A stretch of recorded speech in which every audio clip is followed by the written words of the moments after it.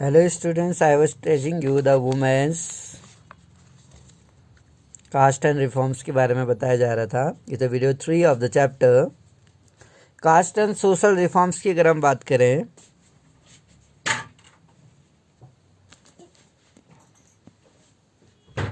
तो हम जानते हैं कि जो सम ऑफ द सोशल रिफॉर्मर्स, जो जातियां थी और जो सामाजिक सुधार थे, कुछ जो इसमें से सामाजिक सुधारक जो थे, वी हैव बीन डिस्कसिंग, हमने डिस्कस किया है। ऑल्सो क्रिटिसाइज कास्ट इनइक्वालिटी भी थी उस टाइम पर, जैसे चाइल्ड मैरिज था, सती सिस्टम था, गर्ल्स की एजुकेशन को इग्नोर किया जाता था। इस तरीके से वहाँ पर जाति प्रथा भी थी। Raja Ram Mohan Roy translate an old Buddhist text, उन्होंने एक ओल्ड बुद्धिस्ट टेक्स्ट को ट्रांसलेट किया and that was critical of the caste, और इस तरीके से उसमें जाति की आलोचना करी। प्रार्थना समाज जो था एडियस टू ट्रेडिशन ऑफ भक्ति, जिसमें भक्ति का ट्रेडिशन था और बिलीव किया जाता कि स्पिरिचुअल इक्वलिटी, एक हम कह सकते हैं आध्यात्मिक जो समानता है, सभी कास्ट के लोग क्या में समान है। इन मुंबई में परमहंस मंडली की स्थापना की गई थी, वॉज फाउंडेड इन 1840 में to work for the evolution of caste, जिसने 1840 में कास्ट के यानी जाति के लिए जो एवोल्यूशन था उसके लिए काम किया, यानी कि जो जाति प्रथा थी उसको रोक लगाने के लिए। मैनी ऑफ दीज रिफॉर्मर, इसमें से बहुत सारे जो रिफॉर्मर थे एंड मेंबर्स जो थे रिफॉर्म्स एसोसिएशन वेयर पीपल, वो अपर कास्ट के थे। बहुत सारे जो सुधारक थे और जो मेंबर थे इस सुधारक संगठन के, वो उच्च जाति के थे। ऑफन अक्सर इन सीक्रेट मीटिंग, जो गुप्त जो मीटिंग सभा होती थी, these reformer would violate caste taboos on food and touch in effort to get rid of hold of caste protege in their lifes. और अक्सर हम देखते थे वायलेट, हिंसक हो जाते थे ये जो caste taboos on food and touch in efforts, वो इससे छुटकारा पाने थे कि जिससे होल्ड कास्ट प्रोटेजाइज जो थे, वहाँ जाति का जो सिस्टम था वो उनके जीवन पर कितना प्रभाव डाला था, उनके भोजन पर और उनके संपर्क में जब वो आते थे तो कभी कभी क्या होता था, एक हम देख सकते हैं वायलेशन क्रिएट हो जाती थी। These were also other who question that injustice of the caste social order, there were also other, उनमें से कुछ और भी थे जिन्होंने क्वेश्चन कर दिया, वो क्वेश्चन द इनजस्टिस, जो अन्याय था कास्ट के लोगों के द्वारा सोशल ऑर्डर में। During the course of the 19th century में क्रिश्चियन मिशनरी जो थे, जो ईसाई धर्म के धर्म प्रचारक जो थे, बिगेन सेटिंग अप स्कूल, वो स्कूल खोलने लगे जनजाति समूह के लिए एंड लोअर कास्ट के लोगों के लिए। These children were thus equipped with some resources to make their way in changing world. इस तरीके से thus equipped, उन्होंने क्या ग्रहण किया, some resources, उनको कुछ संसाधन मिले to make their way, जिससे वो अपने तरीके से संसार को बदल सकते हैं। मिशनरी जाए तो उन्होंने लोअर कास्ट के लोगों के लिए भी यहाँ स्कूल खोला। At the same time the poor began living their village, उसी समय जो गरीब लोग थे उन्होंने क्या किया, अपना गांव छोड़ना शुरू कर दिया। टुक लुक फॉर जॉब, और वो जॉब की तलाश करने लगे। They are opening up in the cities, जो शहरों में खुले हुए थे। They were work in factory, there was, factory में उनके लिए काम था। Were coming up and jobs in municipality में वो काम क्या करते थे, साफ सफाई का। You have read about the expansion of cities in chapter 6, हमने ये पढ़ा कि किस तरह से शहरों का एक्सपेंशन हुआ। Think of the new demands of labour, अगर हम नए लेबरों की डिमांड के बारे में देखें, this created drains had to be dug, नालियाँ खोदी गई, सड़कें बनाई गई, बिल्डिंगें बनाते थे, कंस्ट्रक्ट एंड सिटीज, और शहरों को साफ किया जाता था। दिस रिक्वायर्ड कुलीज, और इनके लिए बहुत ज़्यादा मात्रा में कुली की आवश्यकता होती थी। डिगर्स, जो गड्ढा खोदने वाले हैं, कैरियर, सामान उठाने वाले, और ब्रिक लेयर, और दीवार लगाने, ब्रिक लेयर ईंट बिछाने वाले, सीवेज क्लीनर, जो नालियों को साफ करते हैं। स्वीपरों की आवश्यकता थी झाड़ू लगाने के लिए। प्लैंक्विन बेयरर, और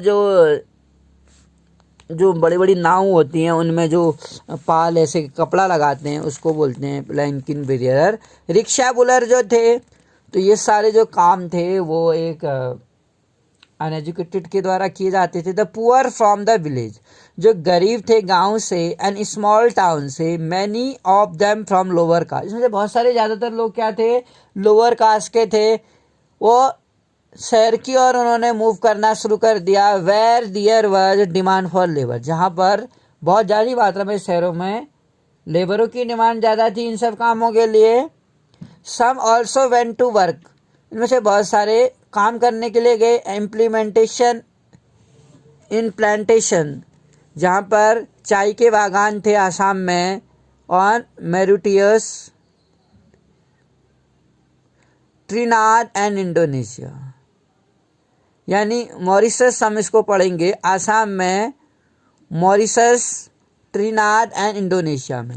work in the new locations, और इस तरह से वो नए क्षेत्रों में काम करने लगे। लेकिन जहाँ नए लोकेशन में वो काम करते थे वहाँ पर काम करना बहुत हार्ड था। कहने का अर्थ है कि वहाँ पर से उनको कॉन्टैक्ट के बेस में वहाँ ले जाया जाता था। वहाँ से उन्हें काम पूरा होने के बाद ही वो घर आ सकते थे। उसी बीच में वो अब उनको घर वापस आने की परमिशन नहीं होती थी, उनको बहुत मारा पीटा जाता था। For the poor the people from lower cast, यहाँ जो प्लांटेशन में काम करते थे पीपल, वो लो कास्ट के होते थे। Saw this an opportunity to get away from the oppressive old upper caste, तो इस तरीके से पुअर लोग क्या करने लगे, पीपल फ्रॉम लोअर कास्ट के, इनको एक अपॉर्चुनिटी के रूप में देखा उन्होंने। और इस जिससे कि जो यहाँ पर उनका दमन होता था ऑपरेसिव ओल्ड अपर कास्ट के द्वारा, लैंड ओनर्स के द्वारा, वो ना हो। एक्सरसाइज ओवर दियर लाइफ्स, जो उनके जीवन पर बहुत ज़्यादा शोषण वो करते थे। डेली जो ह्यूमिलाइजेशन, जो अमानवीकरण जो वो सहते थे, यातनाएं सहा करते थे। यहाँ पर एक कुली शिप दिखाई जा रही है 19th सेंचुरी की। The coolie ship name John Allen carried many Indians, वो क्या करती थी, बहुत सारे भारतीय मजदूरों को, श्रमिकों को मॉरिशस ले जाती थी। समुद्रों से ले भर भर के बहुत सारी मात्रा में मजदूरों को ले जाया जाता था, वहाँ बागानों में काम कराया जाता था। लेकिन जो यहाँ पर जो उनसे बताया जाता था काम करने के बारे में, वहाँ उन्हें कोई दूसरा ही काम दिया जाता था। बेगार के रूप में काम करते थे, उन्हें मारा पीटा जाता था। जो वर्किंग कंडीशंस थी वो अच्छी नहीं थी काम करने की। जिस जगह वो काम करते थे वो जगह पर उनके हेल्थ के हिसाब से या उनकी हिसाब से सिक्योर नहीं थी। Where they did not variety of forms of hard labour, बहुत कठिन काम करना होता था। Most of these labour were from lower caste, इसमें से बहुत सारे जो लेबर थे वो लोअर कास्ट के थे। हु कुड प्रोड्यूस शूज, अगर हम बात करें कि जो जूते हैं, जूते कौन बनाता था, लेदर वर्कर जो थे, चमड़े का काम करने वाले, हैव बीन ट्रेडिशनली, जो पुरखों से कर रहे थे, held in contempt since they work with dead animal, जैसे कि वो जो मरे हुए जानवर थे उनका उससे काम करते थे। Which are seen as dirty, जो एक मरा हुआ जानवर से चमड़ा निकालने का काम करते थे, जो एक गंदा माना जाता था और पॉल्यूटिंग माना जाता था। During the first world war के दौरान जब लड़ाई हुई तो बहुत सारी मात्रा में यहाँ भारत में भी बहुत सारे लोग चमड़े से आर्मी पर्सन्स के लिए चमड़े का बैग और अन्य सामान, जूते वगैरह बनाने लगे। However there were huge demand बढ़ी थी। फर्स्ट वर्ल्ड वॉर के दौरान आर्मी के लिए जूते बनाने की डिमांड ज़्यादा बढ़ गई थी। कास्ट प्रोटेजाइज जो था against leather work mean that only the traditional leather, केवल जो ट्रेडिशनल जो लेदर वर्कर थे और शू मेकर जो थे, जूता बनाने वाले और चमड़े का काम करने वाले, रेडी, वही तैयार थे आर्मी के जूतों की सप्लाई के लिए। So they could ask for high prices, तो इसलिए अदर कास्ट के लोग तो ये काम करते नहीं थे, चमड़े का काम करना, चमड़े के जूते बनाना। तो केवल ट्रेडिशनल जो पहले से जो करते आ रहे हैं, ट्रेडिशनली लेदर काम करने वाले, उन लोगों के पास सप्लाई करते थे। ये वो क्या करते थे, हाई प्राइस चार्ज करते थे जूते के लिए और गेट इम्प्रेसिव, और बहुत ही ज़्यादा मुनाफा कमाते थे। जो मेडिगाज जो थे, मेडिगाज जनजाति, वो क्या करती थी, जूते बनाती थी 19th सेंचुरी में। आंध्र प्रदेश में दिखाया गया है मेडिगाज।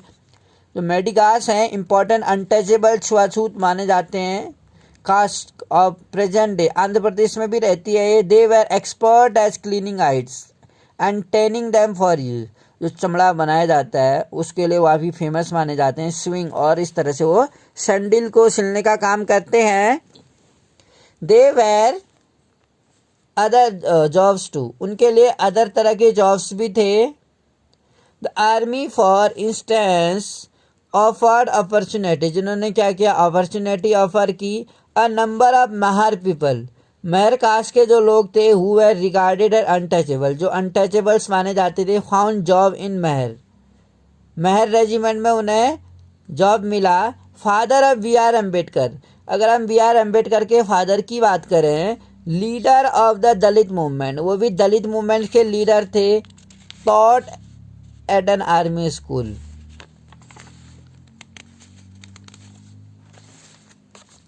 यहाँ पर ये कहता है जो डुबलास, गुजरात के डुबलास हैं, कैरिंग मैंगोज, वो सर पे मैंगो लेके आ रही हैं। Dublas laboured for upper caste land owner, upper caste के जमींदारों के लिए काम करते हैं ये डुबलास श्रमिक। कल्टिवेटिंग दियर फील्ड, और इनके जो खेत हैं उन पर कल्टीवेट करते हैं, उगाते हैं अनाज। वर्किंग, और कई तरह के अदर और जॉब भी करते हैं जमींदारों के घरों पर। Demand for equality and justice, तो ये लोग क्या डिमांड करने लगे, इक्वलिटी के लिए और जस्टिस के लिए इनकी डिमांड हुई थी। Gradually by the second half, धीरे धीरे 19th सेंचुरी के हाफ में, people from with in the non ब्राह्मण, जो लोग थे जो non Brahmin cast, other caste के जो लोग थे, बिगिन ऑर्गेनाइजिंग मूवमेंट, उन लोगों ने एक मूवमेंट चलाया। कास्ट डिस्क्रिमिनेशन, जो जाति के भेदभाव था, कास्ट इनइक्वलिटी जो थी, उसके लिए उन्होंने मूवमेंट चलाया। और सोशल इक्वलिटी जैसे, और सामाजिक समानता और न्याय के लिए मांग करने लगे। सतनामी मूवमेंट जो था, सेंट्रल इंडिया में एक सतनामी मूवमेंट चलाया गया, वॉज फाउंडेड बाय घासीदास के द्वारा ये मूवमेंट चलाया गया था। अभी घासीदास कौन था, who worked among the leather worker, जो लेदर वर्क में काम करता था। एंड ऑर्गेनाइज ए मूवमेंट, जिसने एक मूवमेंट चलाया। इम्प्रूव दियर सोशल स्टेटस, जो सामाजिक स्थिति थी, सामाजिक जो दर्जा, उसको सुधार करने के लिए। यानी समाज में उनको रिस्पेक्ट नहीं मिलता था, कोई इक्वलिटी नहीं थी, कोई फ्रीडम नहीं था इनको। इन ईस्टर्न बंगाल में हरिदास ठाकुर, ईस्टर्न बंगाल में Haridas Thakur Matua sect worked among Chandala cultivators, Chandala cultivators के लिए जो वर्क करते थे। Haridas question Brahmanical texts that support the caste system, Haridas ने क्या किया, क्वेश्चन किया Brahmanical texts they supported the caste system. In what is present day Kerala में गुरु फ्रॉम द इजवाहा का श्री नारायण गुरु भी थे वहाँ के, जिन्होंने प्रोक्लेम किया आइडिया ऑफ यूनिटी के लिए फॉर इच पीपल, अपने लोगों के आइडियाज की यूनिटी के लिए उन्होंने काम किया। He argue against treating people,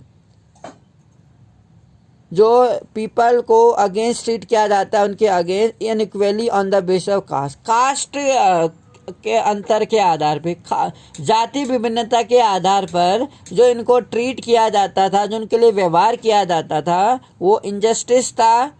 इनके अगेंस्ट ने आवाज़ उठाई। According to him all human kind, जो सभी मानव जाति है वो एक ही जाति से बिलोंग करती है। One of his famous statement जो उनका था, ओरु जाति ओरु मातम ओरु देव्यम मनुष्यानु, यानी वन कास्ट, एक जाति, वन रिलीजन, एक धर्म और एक मानव जाति, एक जाति एक धर्म एक मानव जाति का नारा दिया था नारायण गुरु ने।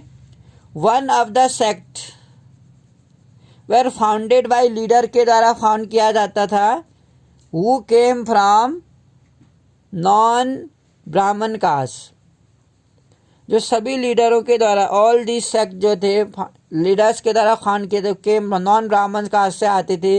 Worked among them they try to change those habit, उन्होंने उन हैबिट को बदलने का प्रयास किया प्रैक्टिस विच प्रोवोक्ड, जो उन्हें रोकती थी, कंटेम्प्ट डोमिनेंट कास्ट, जो कास्ट को क्या करते थे, डोमिनेंट करते थे, इनइक्वलिटीज थी, दे ट्राई टू क्रिएट, इसलिए उन्होंने एक सेल्फ स्ट्रीम क्रिएट करने की कोशिश की अमंग द सबऑर्डिनेट कास्ट के रूप में।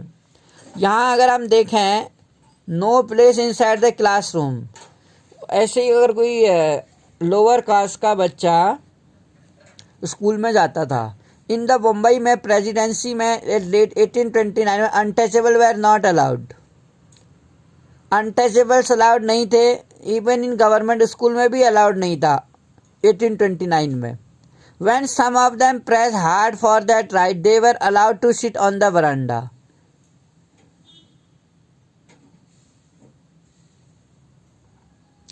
1829 में अनटचेबल्स जो थे वो अलाउड नहीं थे, यानी जो छुआछूत वाले व्यक्ति थे उनको सरकारी स्कूलों में तक जाने अलाउड नहीं था, यानी वो पढ़ नहीं पाते थे। लेकिन कई जब बहुत ही ज़्यादा प्रेस करता था हार्ड दे राइट्स के, they were allowed to sit on verandah, उनको क्लासरूम के बाहर बरांडे में बिठाया जाता था, outside the classroom, and listen to the lesson without polluting the room, और इस शर्त पर उन्हें क्लास के बाहर बिठाया जाता था कि वो क्लास को दूषित नहीं करेंगे, जहाँ पर अपर कास्ट के लोग बच्चे पढ़ा करते थे। इस तरह की टेंडेंसी थी, इस तरह सा इंडिस्क्रिमिनेशन था कि एक लोअर कास्ट का बच्चा अपर कास्ट के ब्राह्मण बच्चों के साथ नहीं पढ़ पाता था। 1829 की बातें हैं। अगर कोई ज़्यादा प्रेशराइज करता था तो इस शर्त पर उन्हें बैठने दिया जाता था कि वो क्लास के बाहर बैठ के उनका जो लेसन है उसको सुनेगा। अगर हम बात करें गुलामगिरी की, जो गुलामगिरी थी, एक काफ़ी फेमस बुक है गुलामगिरी। One of the most vocal among the lower caste leader जो थे, लोअर कास्ट के नेता थे ज्योतिराव फुले। 1827 में इनका जन्म हुआ था। ही स्टडीड इन स्कूल, वो उस स्कूल में पढ़े थे जो क्रिश्चियन मिशनरी के द्वारा स्थापित की, क्योंकि क्रिश्चियन मिशनरी तो लोअर कास्ट के लोगों को शिक्षा देने का काम करती थी। ऑन ग्रोइंग अप, बड़े होने पर ही डेवलप हिज ओन आइडियाज, उन्होंने अपने ही विचार डेवलप किए अन्याय के बारे में ऑफ कास्ट सोसाइटी, जो सोसाइटी में थे। He set out to attack the Brahmins, उन्होंने ब्राह्मण्स को अटैक करने के लिए क्लेम्स दैट वर सुपीरियर, वो ये दावा किया कि वो उनसे सुपीरियर है। Since they were Aryans, Phule argue that Aryans were foreigners, Phule ने ये आर्ग्यू किया कि जो आर्यंस थे वो फॉरिनर थे। हु केम फ्रॉम आउटसाइड, जो बाहर से आए थे इस कॉन्टिनेंट में, defeated and subjected the true childrens of country, जो देश के ट्रू चिल्ड्रन उन पर उन्होंने डिफीट किया, जीत हासिल की। Those who had lived here from before the coming of Aryan, जो यहाँ पर आर्यों के आने से पहले से रहते आ रहे हैं। As the Aryan establish their dominance, जैसे कि आर्यों ने यहाँ आने के बाद जो डोमिनेंस इस्टेब्लिश किया, दबाव डाला इन पर। They began looking at the defeated population as inferior, उन लोगों ने जो हारी हुई संख्या थी उनको इन्फीरियर मानना शुरू कर दिया। As lower caste people, according to Phule, Phule के according upper caste had no right to their land, upper caste के जो लोग थे उच्च जाति के, जो निम्न दर्जे का मानना शुरू कर दिया था। अपर कास्ट के लोगों को वो कहते थे कि उन्हें कोई राइट नहीं है टू देयर लैंड, उनकी ज़मीन पर, और एंड पावर, और कोई उनकी पावर नहीं है। In reality the land belong to engineers people so called lower caste, जो निम्न जाति, लोअर कास्ट मतलब जो निम्न जाति के लोग थे, एक्चुअली जो ज़मीनें थी उनके द्वारा ही, उनकी ही थी, उनका ही उन पर अधिकार था। आर्यंस लोगों ने अपनी पावर को दिखाते हुए लोअर कास्ट के लोगों को डोमिनेट किया और उनसे उनकी ज़मीन ले ली। तो मानते थे फूले कि जो आर्यंस हैं वो फॉरेनर हैं, और फॉरेनर यहाँ पर आके उन्होंने क्या किया, इन गरीब लोगों पर, पुअर लोगों पर, जो जिनके पास उतनी शिक्षा भी नहीं थी, उनका ज्ञान नहीं था, उनको इन्फीरियर माना जाता था, उन लोगों पर अपना प्रभाव दिखाया, अपनी पावर दिखाई, और उन लोगों को आगे नहीं बढ़ने दिया। Phule claimed that before Aryans rule, Phule ये क्लेम करते थे आर्यन रूल से पहले they existed a golden age था व्हेन वॉरियर जो थे पीजेंट्स टिल्ड द लैंड, योद्धा थे वो किसान, क्योंकि वो जमीन को टिल्ड करते थे, and ruled the Maratha country side in just and fair Awez. He propose that Shudras जो यहाँ पर उस समय थे और अंदर एंटी शूद्रास जो थे शुड यूनाइट टू चैलेंज, ये चैलेंज उन्हें स्वीकार करना चाहिए। इस तरीके से later I will explain about the Gulamgiri की बुक में उन्होंने इस तरह से ज्योतिबा फुले ने ऐसा लिखा था, क्योंकि वो खुद भी एक लोअर कास्ट से बिलोंग करते थे ज्योतिराव फुले, और उन्होंने बचपन में बहुत ज़्यादा इनडिस्क्रिमिनेट दिखा था, जस्टिस नहीं था, इक्वलिटी नहीं थी। तो जब वो बड़े हुए तो उन्होंने अपने ही आइडियाज़ डेवलप करे, उन्होंने अपने विचार रखे। वो मानते थे कि आर्यंस तो बाहर से आए हुए हैं जो अपने आप को अपर कास्ट का बोलते हैं, और लोअर कास्ट के जो लोग आर्यन से पहले से यहाँ आ रहे हैं उनकी ज़मीन को उनके द्वारा छीन लिया गया है। अब उनके पास ज़मीनें भी नहीं थी, ना उनके पास शिक्षा ही थी, ना सोसाइटी में इक्वलिटी थी, इनजस्टिस था, अन्याय था, उनको न्याय नहीं मिल पाता था। तो उसके लिए उन्होंने अपने विचार रखे। Have you understood the part of this chapter? Thank you for listening me.